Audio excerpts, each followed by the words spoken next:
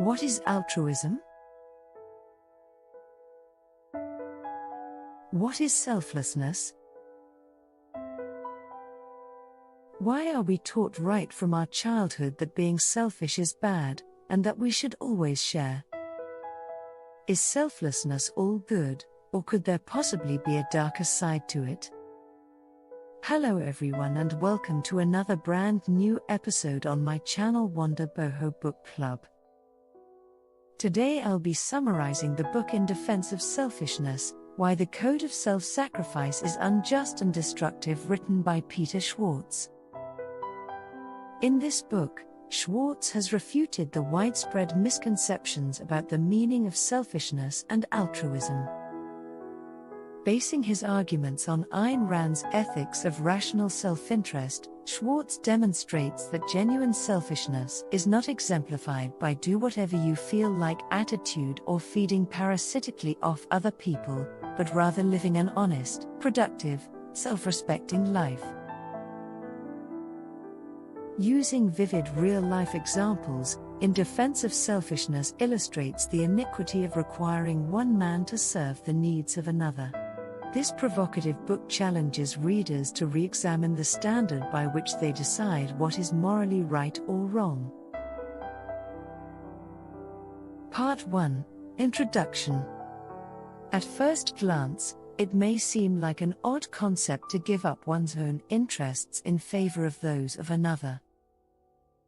Simply referring to something as selfless conjures up images of a state in which a person has lost all trace of their individuality. If you never stop to consider who you are or what you want, how on earth do you expect to be successful in anything? More so, how can you ever reward yourself? When viewed from this perspective, it's easy to question why anyone would ever agree to take part in a system like this one. Why would you want to live a life where you constantly put restrictions on yourself? However, the only way for this system to work as it was intended to is for everyone to participate in it. What it essentially means is that when you perform an action that is beneficial to another individual, that individual will, in turn, perform an action that is beneficial to you, and so on and so forth. In a perfect world, that would be the perfect way to live, wouldn't it? However, things aren't always as straightforward as they appear to be on the surface. Many people are only concerned with themselves and what benefits they can derive from a given situation. They capitalize on the shortcomings of others in order to ensure that they continue to have the upper hand in all situations. The author makes it abundantly clear in his work that this kind of selfishness is not what he endorses at all, since this kind of behavior exemplifies self-centeredness in its purest form. On the contrary, Schwartz contemplates ways in which we can be self-centered while still serving the interests of both ourselves and others. In this summary, the idea of healthy selfishness, as well as how it manifests itself in day-to-day life, will be examined in greater depth. Part 2. What do we mean by altruism? When talking about acts of compassion and selflessness, people often bring up the notion of altruism. As a consequence of this, altruism is often considered to be a trait of praiseworthy character. One of the definitions of altruism, which is also a common description, is doing something pleasurable for someone else out of the goodness of your own heart. When you think of altruism, the first thing that probably comes to mind is acts of generosity such as giving money to a charitable organization during the holiday season or giving up your seat on a crowded train to a pregnant lady or an old man. This is a reasonable assumption to make because these are examples of behaviors that are commonly associated with the concept of altruism. And of course, each and every one of them is a wonderful activity that one should take part in. Is it thus even remotely plausible that there may be a downside to selflessness? Apparently, the author says that it is so. But why? Well, honestly, it is possible for altruism to cause us to lose perspective and lead us to make choices that are not in either our best interests or the interests of the people around us. This is because we are more concerned with helping others than we are with helping ourselves. Let's take a look at the definition of altruism to have a better understanding of this. Researchers from the University of Berkeley conducted a study on the relationship between kindness and morality. As part of their findings, they defined altruism as our motives or state of mind when we act to promote someone else's welfare, even at a risk or price to ourselves. Fair enough, so where exactly does the difficulty lay with that? According to the definition of altruism offered by Berkeley, the issue is that it compels us to expose ourselves to dangers that aren't warranted for the sake of other people, which is a problem in and of itself. This comes about as a direct result of the fact that in order for us to act in a way that is not motivated by self-interest, we are forced to make an adjustment to the perspective that we hold. As mentioned earlier, during the holiday season you should give some consideration to making a donation to a charity organization. It is a fulfilling experience to give money to a charity organization because you do it with the solid idea that the money you donate will better the lives of others who are less well off than you are. However, it's a whole other ballgame to come to the realization that you are personally responsible for the care of other individuals out there who are struggling and might use some assistance. It's true that when you take into account all of the aspects of altruism, you may not find it to be such an awful notion after all. What may potentially stand in the way of your desire to assist other individuals? Almost everyone has been taught that the proper thing to do is to put the necessities of others ahead of one's own wants, and this notion has been instilled into almost everyone's brain. As a result of this, we receive the idea that people who prioritize the needs of others above their own requirements are more morally admirable. Nevertheless, according to the writer, this tactic has a number of problems that need to be addressed in order for it to be successful. It is difficult to live your life as an independent person if you hold the belief that you are morally obligated to make sacrifices for the sake of other people. To better understand the situation, let's think about communism in its historical setting. In a society where communism is practiced, the well-being of the general population is prioritized above the accumulation of personal wealth. For instance, your riches, your property, and the labor that you accomplish are all contributing factors toward the advancement of the overall populace and its well-being. It's possible that the same idea is at the foundation of excessive altruism. To put it another way, if you have a truly altruistic mindset, the only thing that will motivate you is to meet the needs of the people around you rather than your own needs. When seen through this lens, altruism has the capacity to be both harmful and dangerous, hence, it is not difficult to appreciate how devastating excessive altruism may be. In fact, when we engage in extreme acts of kindness in large numbers, it is probable that the results will be far more severe. Here, the author uses a rather controversial example to drive his point home. He demonstrates how difficult it may be to include people who have impairments in certain situations. Ouch! That has got to be one of the most contentious assertions that you've ever found yourself confronted with, right? After all, there is no plausible justification for the harmful practice of discriminating against individuals based on their disability. On the contrary, accessibility and inclusion standards for people with impairments must be raised even higher than they are now set, right? But wait a minute. What if at some point it became clear that that wasn't really the situation? The author believes that there is at least one situation in which creating adjustments for persons with disabilities is not only a waste of time and money, but it also poses a risk to those who benefit from the modifications. When addressing the issue of emergency exit seats on aeroplanes, this situation must be taken into consideration. Should passengers who are blind or visually handicapped be permitted to sit in the seats that are reserved for use in the event of an emergency evacuation? It's quite doubtful that you've ever given the aforementioned question any consideration. Nevertheless, travelers seated in these emergency escape seats have the obligation to be aware of their surroundings.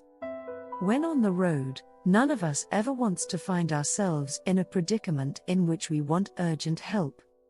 Nonetheless, in the event that anything terrible were to take place, while airborne, let's say, the person who was sitting in the emergency escape seat would be the one responsible for opening the emergency exit door and assisting their fellow passengers in safely evacuating the plane. So, is it conceivable then that a person who is blind might be the most qualified applicant for this role? The answer, from a purely scientific and empirical point of view, is unequivocally no. As a result of this, the vast majority of airlines in the United States adhered to a law that prohibited blind people from using emergency escape seats. Meanwhile, the National Federation of the Blind considered this regulation to be one that was not only burdensome but also discriminatory. As a result of this, they filed a petition to have the restriction lifted so that passengers who are blind may sit anywhere they like on a flight, even the seats that are specifically allocated for use in the case of an emergency. When the public learned about the proposition, a sizable number of them immediately signed the petition, indicating that it is always a good idea to involve those who have disabilities in whatever endeavors are being considered. In this case, everything derives from the principle that you should always behave in a way that is helpful to other people and provide support to those who are in need of it. This is the foundation upon which everything else is built. However, as can be seen from this example, it is possible to have an optimistic outlook on life while yet exhibiting illogical behavior at times. This is true even if your outlook is typically positive. Part 3. Being nice and being right ain't the same thing. Have you ever carried out an action because you were under the impression that it was the right thing to do, despite the fact that it was challenging or unsettling? What should you do in the event that a close friend of yours makes a remark that you interpret as being deliberately hurtful? Because you care about them and don't want to upset them, you don't think that calling them out is a good idea. Also, because you want to be a decent person who treats people with respect, you decide to keep your mouth shut or agree with what they are saying instead of disagreeing with them. On the other hand, pleasant does not equal correct all the time. The reason for this is because showing kindness often entails behaving in a way that is congruent with how other people are behaving in the same situation. Having said that, it does not mean that you should constantly disregard the sentiments of other people in any given context just because you feel like doing whatever you want to. Not at all. Also, it doesn't mean that you launch into a rant about everything that grates on your nerves. For example, it is one thing to make a scene because someone cut in front of you in line, it is quite another to call out your friend for making a racist joke. Even though the person who cut in front of you was acting impolitely, it is not worth getting into an argument with them over it. Having said that, it is fair to convey your rejection of racism and acts of racist assault, even if the latter refers to a distinct context. This is because racism is a kind of discrimination that targets people based on their skin color. You should fight the urge to cooperate if someone asks you to be polite and keep quiet about something that is objectively distressing to you, even if they say it is in their best interest. However, for those who hold the opinion that excessive generosity is the greatest policy, keeping quiet is the best policy in such circumstances. As discussed previously, altruism puts a larger value on the well-being and contentment of other people than it does on any other aspect. The author argues, with the help of this instance, that in order to be generous, one must typically be willing to give up some aspect of one's own identity as well as some of one's core beliefs. And because of this, he says, following one's own self-interest could sometimes be to one's benefit. In light of the fact that you would be placing your own values above those of your close buddy, it is likely that standing up to him in this circumstance may be seen as an act of selfishness. On the other hand, there are situations in which it is perfectly appropriate to speak your mind. What this essentially means is that your dedication to an altruistic philosophy does not compel you to abandon the beliefs that are particular to either you or the society in which you live. If you've been taught to see everything as being for the common good, then it is possible that you will be also taught that it is to everyone's greatest benefit to believe that anyone is capable of accomplishing anything. To make this example more applicable to your day-to-day life, think about how you may provide people with certificates of appreciation for their involvement. Participation prizes are given out since it is acceptable to suppose that everyone ought to be recognized for just turning up. This means that even if you're a student at high school, you shouldn't be thinking in terms of grades or scoring the highest grades. If one subscribes to this line of reasoning, then everybody who sits an exam is a winner just for having made the effort to do so. However, even if you want absolutely everyone to take part and do their very best, this does not imply that there won't be any winners or losers in a competition or an exam, therefore you shouldn't discard the idea altogether. Also, the vast majority of humans probably would not like to live within a social system that doesn't reward personal achievements or wins. As a result, it is of the utmost importance for you to protect both your independence and your right to freely express yourself. For example, you wanted to be a guitarist, but never got selected in the high school band. In spite of your best efforts, you can't play the guitar to save your life. Now, what would happen if, despite the fact that you are fully aware that you are not a guitarist, you secretly desired that you could spend the rest of your life playing like Santana? It would be offensive to an overwhelming majority of people, including Santana, as well as being arrogant and disrespectful to them. Even if accepting this reality means placing oneself in the category of individuals who do not have the talent to play guitar, it is less painful and more honest to admit that some people have the ability to play musical instruments while others do not. Because of this, it is critical to ensure that you continue to maintain your identity. Even if our culture isn't ideal, we still need to be objective and realistic when we're thinking about the goals we want to achieve. Certain facts shouldn't be up to interpretation depending on the whims of any one individual, and reality shouldn't be modified in any way, shape, or form under any circumstance. Make sure that you provide a fair amount of time for yourself to participate in things that you really like. Recognize and respect both your critical thinking capacity and your own distinctive ways of thinking. Do not be afraid to establish limits for yourself, even if they are not what you would consider to be pleasant. It is impossible to extricate oneself from a potentially dangerous circumstance if one does not possess the necessary self-interest to do so. Selfishness is a required condition for preserving integrity, both with oneself and with other people. As a result, being selfish is not only a healthy trait, but it also has the potential to be a beneficial trait under certain conditions. If we do not want to exist in a community in which altruism and selflessness serve as the only guiding force, we have no other option except to refute this ideology. Conclusion.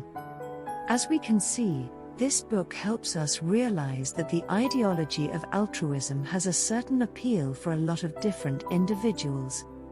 We have, sadly, lost sight of the fact that there are times when assisting others demands one to sacrifice one's own interests.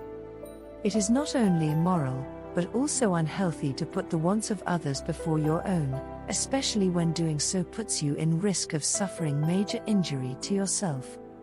Everyone needs to make it a point to cultivate the characteristics of performing good actions for other people and keeping an eye out for their fellow man as much as they are capable of doing so, but at the same time, in order to be considered a decent person, it is not always necessary to put the requirements of others ahead of your own need. You do not have to take part in something just because it seems to be the norm or because other people are doing it. You do not have to place your trust in everything that other people say to you or agree with what other people believe you have to do just because they tell you so. Creating one's own limits and maintaining an attitude that is receptive to the need of critical thinking are both necessary components of healthy levels of selfishness. Participating in behavior that is only motivated by one's own interests is perfectly acceptable in this environment. Thank you for watching this episode. Please don't forget to subscribe. See you soon in our next episode.